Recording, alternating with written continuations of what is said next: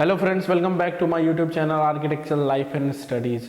आज पिछली वीडियो में मैंने बात किया था एसपीए के बारे में। मैंने बताया था कि मैं 3 टॉपिक में इसे डिवाइड करूंगा। तो आज से मैं एनआईटीज़ के बारे में बताऊंगा। जैसे कि हमारे पास 9 एनआईटी है जो आर्किटेक्चर करवाती है, ठीक है।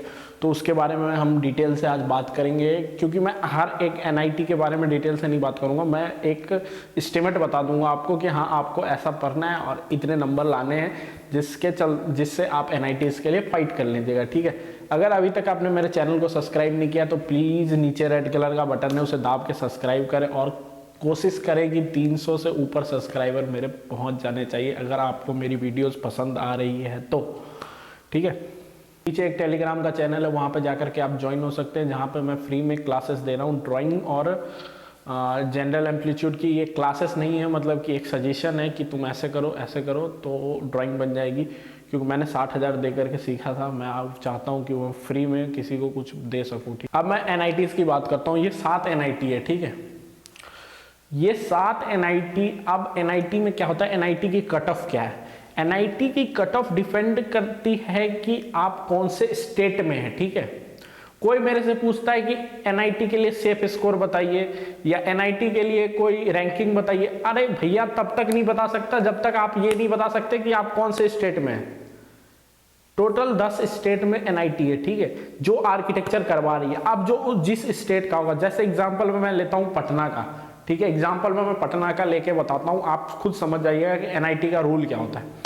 अब एनआईटी का रूल ये है कि अगर मैं एनआईटी पटना, मैं बिहार से हूं और मेरे को एनआईटी पटना लेना होगा तो मेरे लिए 7,000 रैंकिंग तक चलेगा, ठीक है। राउंड 7 तक 7,000 रैंकिंग तक मैं फाइट कर सकता हूं एनआईटी के लिए।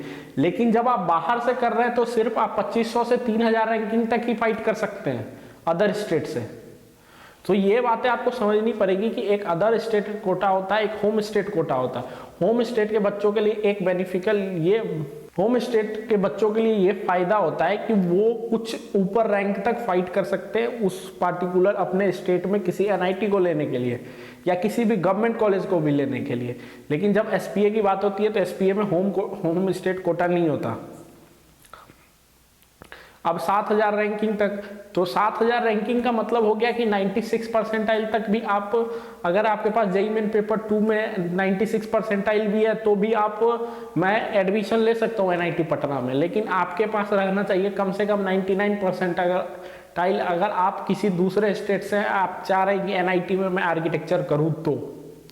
अब अलग अलग एनआईटीज हैं, जैसे जयपुर हो गया, तो अब भोपाल का हो गया। तो भोपाल के बच्चों के लिए क्या फायदा है, एक तो उनके पास एसपीए है, लेकिन एसपीए उनको होम स्टेट कोटा नहीं देती, लेकिन एनआईटी तो दे रही है उनको होम स्टेट कोटा। तो वो एनआईटी के लिए फाइट कर सकते हैं भोपाल में रह के। मैं बिहार का हूं तो मैं बिहार के लिए फाइट कर सकता हूँ, बिहार में पटना के लिए फाइट कर सकता हूँ।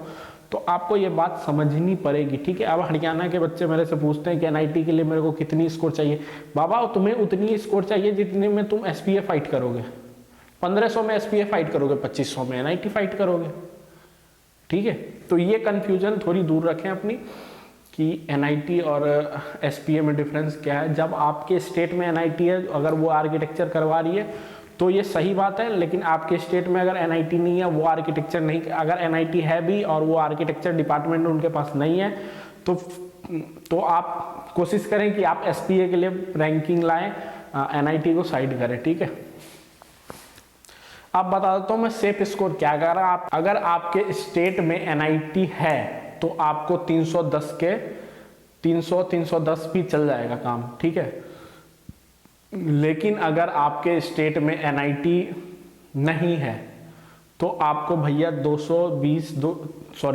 320-325 लाना पड़ेगा, तब जाकर के आप एनआईटी के लिए मतलब कि फाइट कर सकते हैं कि हाँ, जोसा में अपनी काउंसलिंग करवा सकते हैं आर्किटेक्चर डिपार्टमेंट लेने के लिए एनआईटी में।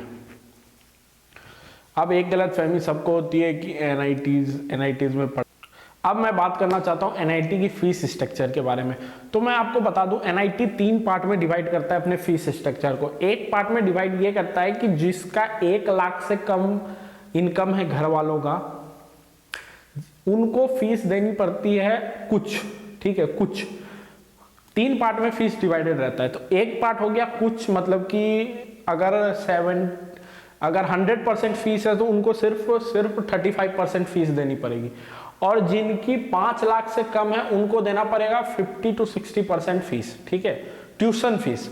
और जो शेड्यूल कास्ट वाले हैं उनको देना पड़ता है 0% फीस। तो अभी आप फीस सिस्टम समझ गए, 3 पार्ट में फीस डिवाइडेड है, ठीक है, एनआईटी की।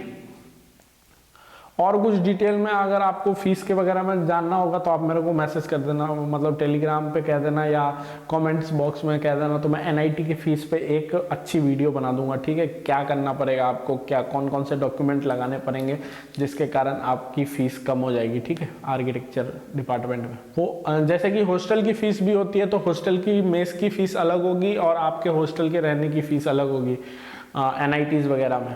मैंने आपको सेफ स्कोर बता दिया कि अगर आपके स्टेट में एनआईटी है तो आपको ये रखना पड़ेगा, अगर नहीं है तो ये रखना पड़ेगा, ठीक है।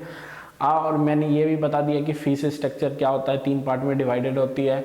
एनआईटी में बहुत अच्छा इन्वायरमेंट होता है, आर्किटेक्चर करने का मज़ा आ जाएगा आपको, लेकिन जो आर्किटेक्चर सबकी लेती है तो आपकी भी लेगी, कन्फर्म रखिएगा ये बात। अगर आप मेरे चैनल पर नए हैं तो प्लीज़ मेरे चैनल को सब्सक्राइब करें, क्योंकि आपके उतने से काम से मेरे को बहुत अच्छा लगता है, ठीक है।